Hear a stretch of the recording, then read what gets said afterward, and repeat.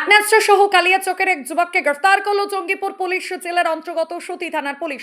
বাজেয়াপ্ত করা হয়েছে একটি 7.65 পিস্তল এবং 5 রাউন্ড গুলি। বৃহস্পতিবার সতী থানা প্রাঙ্গণে সাংবাদিক সম্মেলন করেন ফারাক্কা সাব ডিভিশনের এসডিপিও শেখ শামসুদ্দিন। এসডিপিও জানিয়েছেন, গোপন সূত্রে খবর পেয়ে বুধবার রাতে সতী থানার মধুপুর এলাকায় হানা দেয় পুলিশ।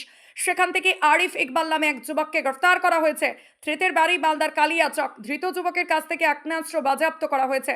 যদিও আগ্নেয়াস্ত্রগুলো কোথা থেকে নিয়ে এসে কোথায় নিয়ে যাওয়ার চেষ্টা করছিল যুবক তা খতিয়ে দেখা হচ্ছে বলেই জানিয়েছেন ফারাক্কা সাব ডিভিশনের এসডিপিও। আজই ধৃত যুবককে জঙ্গিপুর আদালতে পাঠানো হয় সতী থানার পুলিশের পক্ষ থেকে। সুতি থানার কাছে একটা সোর্স ইনফরমেশান আসে এবং সেই সোর্স ইনফরমেশান ওয়ার্কআউট করার জন্য তারা মধুপুর হল্টের কাছাকাছি জায়গায় আরিফ ইকবাল নামে এক ব্যক্তিকে, তার বাড়ি কালিয়াচক, তাকে অ্যারেস্ট করে এবং তার কাছ থেকে একটি 7mm ইম্প্রোভাইজ ফায়ার আর্মস এবং 5 রাউন্ড গুলি উদ্ধার করে রিকভার করে এবং তাকে অ্যারেস্ট করা হয়। স্পেসিফিক আমরা কেস করেছি এবং আজকে একে কোর্টে ফরওয়ার্ড করছি পিসি নেওয়ার জন্য।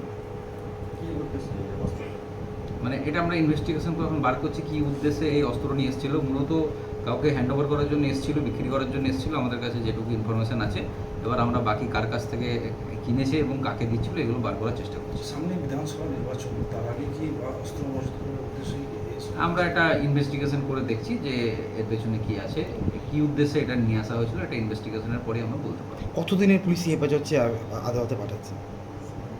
7 দিন।